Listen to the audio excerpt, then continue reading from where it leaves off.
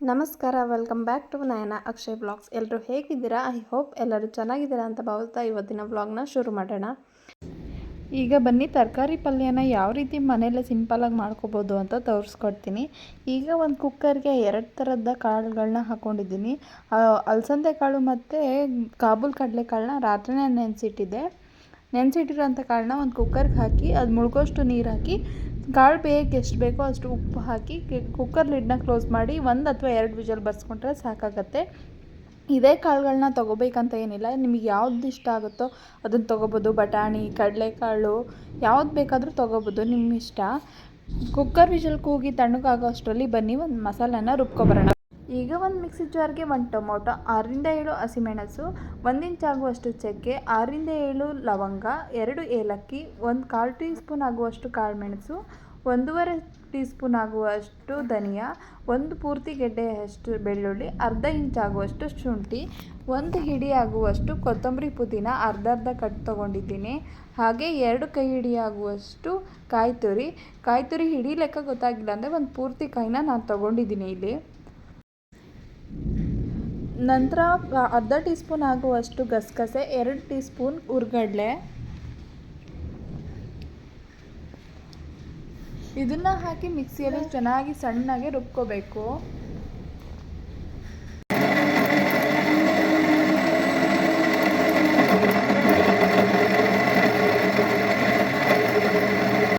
ಈಗ ಪಲ್ಯಕ್ಕೆ ಒಗ್ಗರಣೆಗೋಸ್ಕರ 2 ಟೊಮೊಟೊ, 1 ಪಲಾವ್ ಎಲೆ, 2 ಈರುಳ್ಳಿ ತೊಗೊಂಡಿದ್ದೀನಿ. ದೊಡ್ಡ ಗಾತ್ರದಾದರೆ ಒಂದೇ ಸಾಕಾಗತ್ತೆ ಈರುಳ್ಳಿ. ಇಷ್ಟೆಲ್ಲ ರೆಡಿ ಮಾಡ್ಕೊಳ್ಳೋ ಅಷ್ಟರಲ್ಲಿ ಕುಕ್ಕರಲ್ಲಿರೋ ಕಾಳುಗಳು ಕೂಡ ತುಂಬ ಚೆನ್ನಾಗಿ ಬೆಂದಿದೆ. 2 ವಿಷಲಿಗೆಲ್ಲ ತುಂಬ ಸಾಫ್ಟಾಗಿ ಬೆಂದಿದೆ, ನೋಡ್ತಿರ್ಬೋದು. ಈಗ 2 ಕುಕ್ಕರ್ ವಿಷಲ್ನ ಕೂಗಿಸ್ಕೊಂಡ್ರೆ ಸಾಕಾಗತ್ತೆ. ಬೇಯಿಸಿರೋಂಥ ಕಾಳನ್ನ ಒಂದು ಪಾತ್ರೆಗೆ ತೊಗೊಳ್ತಿದ್ದೀನಿ, ಯಾಕಂದರೆ ನಾನಿವತ್ತು ಪಲ್ಯನ ಕುಕ್ಕರಲ್ಲೇ ಮಾಡೋದನ್ನು ಹೇಳ್ಕೊಡ್ತಿದ್ದೀನಿ. ಈಗ ಅದೇ ಕುಕ್ಕರ್ಗೆ 1.5 ಟೀ ಸ್ಪೂನ್ ಆಗುವಷ್ಟು ಎಣ್ಣೆ ಸ್ವಲ್ಪ ಕಾದ್ಮೇಲೆ 1 ಪಲಾವ್ ಎಲೆ, ಹೆಚ್ಚಿಟ್ಕೊಂಡಿರೋಂಥ ಈರುಳ್ಳಿ ಹಾಕಿ ಸ್ವಲ್ಪ ಫ್ರೈ ಮಾಡ್ಕೋಬೇಕು. ಈರುಳ್ಳಿ ಕಲರ್ ಸ್ವಲ್ಪ ಚೇಂಜ್ ಆದರೆ ಸಾಕಾಗತ್ತೆ, ತುಂಬ ಕಲರ್ ಏನು ಚೇಂಜ್ ಆಗೋ ಅವಶ್ಯಕತೆ ಇಲ್ಲ. ಯಾಕಂದರೆ ಆಮೇಲೆ ನಾವು ಕುಕ್ಕರಲ್ಲಿ ವಿಷಲ್ ಹಾಕ್ಸ್ಕೊಳ್ಳೋದ್ರಿಂದ ಸ್ವಲ್ಪ ಬೆಂದರೆ ಸಾಕಾಗತ್ತೆ. ಸ್ವಲ್ಪ ಲೈಟ್ ಕಲರ್ ಆದಮೇಲೆ ಹೆಚ್ಚಿಟ್ಕೊಂಡಿರೋವಂಥ ಟೊಮೊಟೊ ಕೂಡ ಸೇರಿಸ್ಕೊಂಡು ಚೆನ್ನಾಗಿ ಫ್ರೈ ಮಾಡ್ಕೋತಾ ಇದ್ದೀನಿ.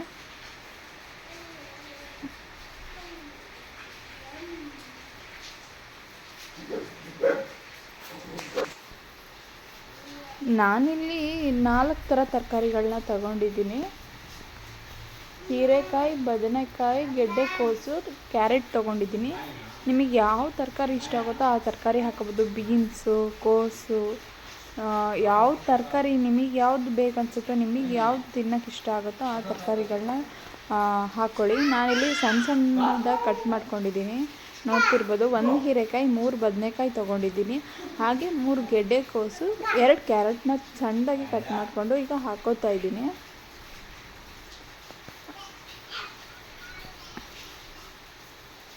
ಅದನ್ನು ಒಂದು ಸಾರಿ ಮಿಕ್ಸ್ ಮಾಡ್ಕೊಂಡ ನಂತರ ಕಲರ್ಗೋಸ್ಕರ ಸ್ವಲ್ಪ ಅರಿಶಿನ, ತರಕಾರಿ ಬೇಯೋ ಅಷ್ಟು ಉಪ್ಪನ್ನ ಸೇರಿಸ್ಕೊಂಡು ಚೆನ್ನಾಗಿ ಮಿಕ್ಸ್ ಮಾಡ್ಕೋಬೇಕು.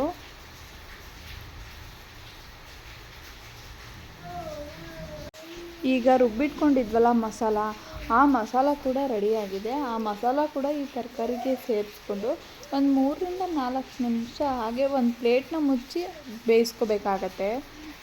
ಮಸಾಲಲ್ಲಿರೋ ನೀರಿನಾಂಶ ಮತ್ತು ಆ ತರಕಾರಿಯಲ್ಲಿರೋ ನೀರಿನಾಂಶ ಎಲ್ಲ ಬಿಟ್ಕೋಬೇಕು. ಅಲ್ಲಿವರೆಗೂ ಸ್ವಲ್ಪ ಕುದಿಸ್ಕೋಬೇಕಾಗತ್ತೆ. ಒಂದು 3ರಿಂದ 4 ನಿಮಿಷ ಕುದಿಸ್ಕೊಂಡ್ರೆ ಸಾಕಾಗತ್ತೆ, ನೀರೆಲ್ಲ ಬಿಟ್ಕೊಳ್ಳುತ್ತೆ.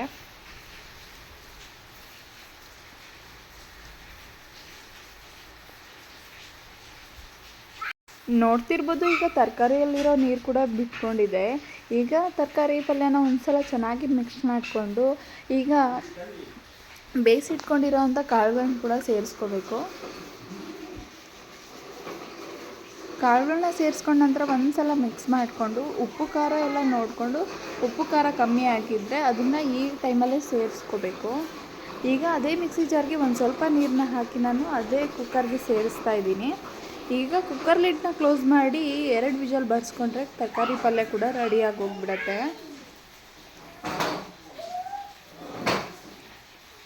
ನೋಡಿ ಈಗ ಕುಕ್ಕರ್ ಕೂಡ ವಿಜಲ್ ಕೂಗಾಗಿದೆ.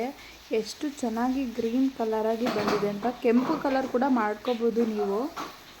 ಮುಂದೆ ಬರೋವಂಥ ವ್ಲಾಗ್ಗಳಲ್ಲಿ ಕೂಡ ನಾನು ಕೆಂಪು ರೀತಿ ಕುರ್ಮನ ಯಾವ ರೀತಿ ಮಾಡೋದು ಅಂತ ತೋರಿಸ್ಕೊಡ್ತೀನಿ.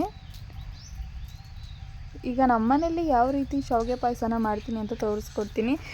ಕೆಲವೊಬ್ಬರು ಅನಿಸ್ತಿರುತ್ತೆ ಶಾವಿಗೆ ಪಾಯಸ ಮಾಡಿದ ತಕ್ಷಣ ಗಟ್ಟಿ ಆಗುತ್ತೆ ಅಂತ. ಖಂಡಿತವಾಗ್ಲೂ ಗಟ್ಟಿ ಆಗಲ್ಲ ಈ ರೀತಿ ಮಾಡೋದ್ರಿಂದ. ಬನ್ನಿ ತೋರಿಸ್ಕೊಡ್ತೀನಿ. ಈಗ ಒಂದು ಪಾತ್ರೆಗೆ 1.5 ಟೀ ಸ್ಪೂನ್ ಆಗುವಷ್ಟು ತುಪ್ಪ ಹಾಕ್ಕೊಂಡಿದ್ದೀನಿ.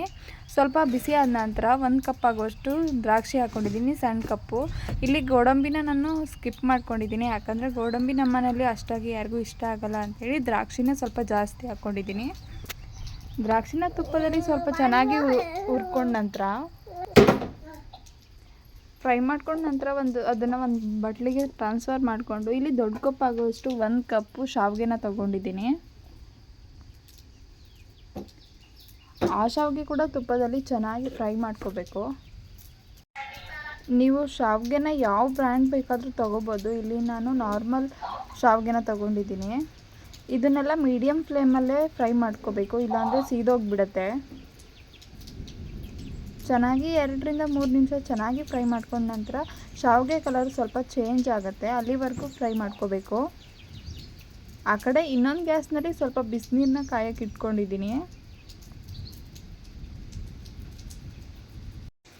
ನೀವು ನಿಮ್ಮ ಮನೇಲಿ ಯಾವ ರೀತಿ ಹಬ್ಬನ ಸೆಲೆಬ್ರೇಟ್ ಮಾಡಿದ್ರಿ ಅಂತ ಕಮೆಂಟ್ ಬಾಕ್ಸಲ್ಲಿ ಕಮೆಂಟ್ ಮಾಡಿ. ಹಾಗೆ ಮುಂದೆ ಬರುವಂಥ ವ್ಲಾಗ್ಸ್ಗಳು ಯಾವ ರೀತಿ ಬೇಕು, ನಿಮಗೆ ಯಾವ ರೀತಿ ಇಷ್ಟ ಆಗುತ್ತೆ, ಕುಕ್ಕಿಂಗ್ ವಿಡಿಯೋಸ್ ಬೇಕೋ, ಡೈಲಿ ವ್ಲಾಗ್ಸ್ ಬೇಕೋ ಅಂತ ಕಮೆಂಟ್ ಬಾಕ್ಸಲ್ಲಿ ಕಮೆಂಟ್ ಮಾಡಿ ಹೇಳಿ. ಅದೇ ಥರದ ವಿಡಿಯೋನ ಮಾಡಲಿಕ್ಕೆ ಟ್ರೈ ಮಾಡ್ತೀನಿ. ಹಾಗೆ ನನ್ನ ಚಾನಲ್ನ ಇನ್ನೂ ಯಾರೆಲ್ಲ ಸಬ್ಸ್ಕ್ರೈಬ್ ಮಾಡ್ಕೊಂಡಿಲ್ವೋ ಪ್ಲೀಸ್ ಬೇಗ ಹೋಗಿ ಸಬ್ಸ್ಕ್ರೈಬ್ ಮಾಡ್ಕೊಳ್ಳಿ. ಹಾಗೆ ಪಕ್ಕದಲ್ಲಿರೋ ಬೆಲ್ ಐಕನ್ ಕೂಡ ಕ್ಲಿಕ್ ಮಾಡಿ. ನಾನು ಹಾಕೋ ಪ್ರತಿ ವಿಡಿಯೋ ಕೂಡ ನಿಮಗೆ ನೋಟಿಫಿಕೇಷನ್ ಬರುತ್ತೆ. ಹಾಗಾಗಿ ನನ್ನ ವೀಡಿಯೋಸ್ನ ನೀವೇ ಮೊದಲು ಕೂಡ ನೋಡ್ಕೋಬೋದು.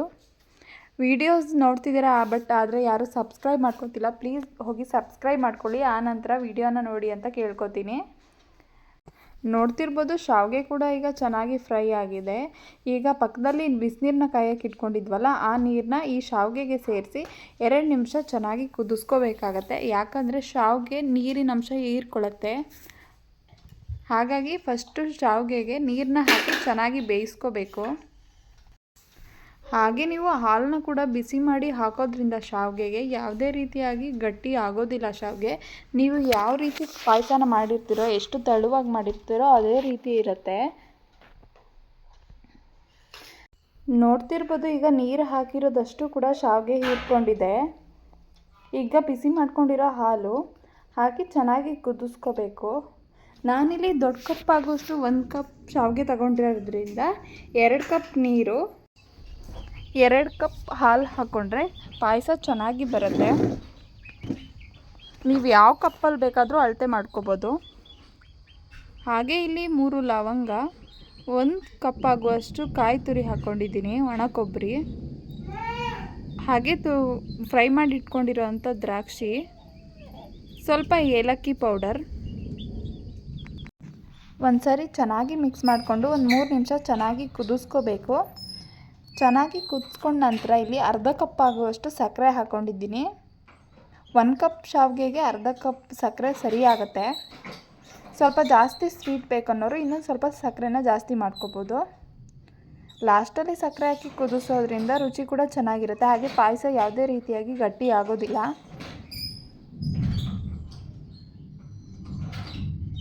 ಈಗ ನೋಡ್ತಿರ್ಬೋದು ಯಾವ ಕನ್ಸಿಸ್ಟೆನ್ಸಿಯಲ್ಲಿದೆ ಅಂತ. ಪಾಯಸ ತಣ್ಣಗಾದ್ಮೇಲೆ ಕೂಡ ಇದೇ ಕನ್ಸಿಸ್ಟೆನ್ಸಿಯಲ್ಲಿ ಇರುತ್ತೆ. ನಾನು ಮಾಡಿರೋ ರೀತಿ ನೀವು ಕೂಡ ಟ್ರೈ ಮಾಡಿ ನೋಡಿ, ತುಂಬ ಚೆನ್ನಾಗಿ ಬರುತ್ತೆ ಪಾಯಸ.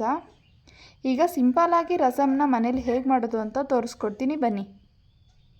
ಈಗ ಒಂದು ಮಿಕ್ಸಿ ಜಾರ್ಗೆ 3 ಟೊಮೊಟೊ, 3 ಹಸಿಮೆಣಸು, 1 ಫುಲ್ ಗೆಡ್ಡೆ ಹಾಕುವಷ್ಟು ಬೆಳ್ಳುಳ್ಳಿನ ತೊಗೊಂಡು ಸಣ್ಣದಾಗಿ ರುಬ್ಕೋಬೇಕು. ಯಾವುದೇ ಕಾರಣಕ್ಕೂ ನೀರನ್ನ ಹಾಕೋಬಾರ್ದು. ಸಣ್ಣಗೆ ರುಬ್ಕೊಂಡ ನಂತರ ಈಗ ಒಂದು ಪಾತ್ರೆಗೆ 1 ಟೀ ಸ್ಪೂನ್ ಆಗುವಷ್ಟು ಎಣ್ಣೆ ಹಾಕ್ಕೋಬೇಕು. ಎಣ್ಣೆ ಕಾಯ್ದ ನಂತರ ಪೂಜೆಗೆ ಬೇರೆ ಟೈಮ್ ಆಗಿರೋದ್ರಿಂದ ನಾನು ಇವತ್ತು ಯಾವ ಪಾತ್ರೆ ಸಿಕ್ತೋ ಆ ಪಾತ್ರೆಯಲ್ಲೇ ಒಗ್ಗರಣೆ ಮಾಡ್ಕೊತಿದ್ದೀನಿ. ನೀವು ಯಾವ ಪಾತ್ರೆಯಲ್ಲಾದರೂ ಮಾಡ್ಕೋಬೋದು.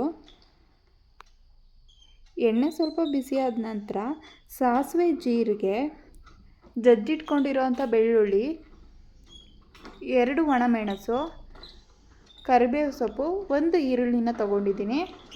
ಹಾಕಿ ಚೆನ್ನಾಗಿ ಫ್ರೈ ಮಾಡ್ಕೋಬೇಕು. ಚೆನ್ನಾಗಿ ಫ್ರೈ ಮಾಡ್ಕೊಂಡಿರೋ ನಂತರ ರುಬ್ಕೊಂಡಿರೋ ಮಸಾಲ ಏನಿದೆ ಅದನ್ನು ಹಾಕಿ 1 ನಿಮಿಷ ಬೇಯಿಸ್ಕೋಬೇಕು.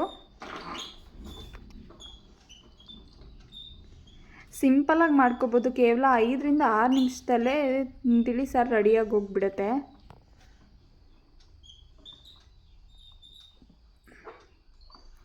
ಏನಾದರೂ ಎಮರ್ಜೆನ್ಸಿ ಸಾರೆಲ್ಲ ಖಾಲಿಯಾಗಿ ಹೋಗ್ಬಿಟ್ಟಿದೆ, ಈಗ ಯಾರಾದರೂ ಬಂದರು ಅರ್ಜೆಂಟಾಗಿ ಏನೂ ಇಲ್ಲ ಅಂತ ಹೇಳಿದಾಗ ಈ ರೀತಿ ಮಾಡ್ಕೋಬೋದು. ತುಂಬ ರುಚಿಯಾಗಿ ಬರುತ್ತೆ.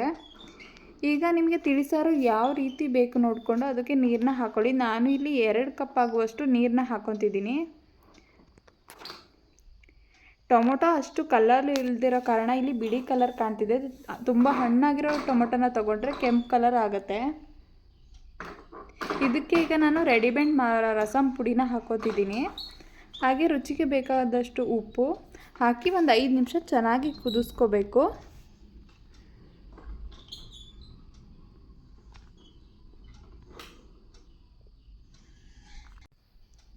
ಈಗ ಕುದೀತಿದೆ ಅಲ್ವಾ, ಈ ಟೈಮಲ್ಲಿ ಕೂಡ ಅರಿಶಿನ ಕೂಡ ಸೇರಿಸ್ಕೋಬೋದು. ನಿಮಗೆ ತುಂಬ ಬಿಳಿ ಆಗಿದೆ ಅಂತ ಅನಿಸಿದ್ರೆ ಸ್ವಲ್ಪ ಅರಿಶಿನ. ನಾನಿಲ್ಲಿ 1 ಟೀ ಸ್ಪೂನ್ ಆಗುವಷ್ಟು ಬೆಲ್ಲ ಕೂಡ ಸೇರಿಸ್ಕೊಂಡಿದ್ದೀನಿ. ವಿಡಿಯೋ ಸ್ಕಿಪ್ ಆಗಿದೆ.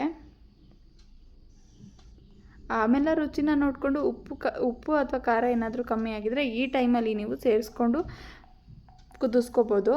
ಹಾಗೆ ತೊಳೆದಿಟ್ಟಿರೋವಂಥ ಕೊತ್ತಂಬರಿ ಸೊಪ್ಪನ್ನ ಕೂಡ ಸೇರಿಸ್ಕೊಂಡು 1 ನಿಮಿಷ ಕುದಿಸ್ಕೊಂಡು ಗ್ಯಾಸ್ ಆಫ್ ಮಾಡಿಕೊಂಡ್ರೆ ರೆಡಿ ಆಗೋಗ್ಬಿಡುತ್ತೆ ತಿಳಿ ಸಾರು. ಅಡುಗೆ ಎಲ್ಲ ಆದ ನಂತರ ಈಗ ಪೂಜೆನ ಮಾಡೋಕ್ಕಂತ ರೆಡಿ ಮಾಡ್ಕೊಂಡಿದ್ದೀನಿ. ನಮ್ಮನೇಲಿ ಏನು ತುಂಬ ಜೋರಾಗೇನು ಹಬ್ಬ ಮಾಡೋದಿಲ್ಲ. ಇದೇ ರೀತಿ ಸಿಂಪಲ್ಲಾಗಿ ಅಡುಗೆ ಮಾಡಿಕೊಂಡು ದೇವ್ರಿಗೆ ದೀಪ ಹಚ್ಚಿ ಊಟನ ಮಾಡೋದು ಅಷ್ಟೇ.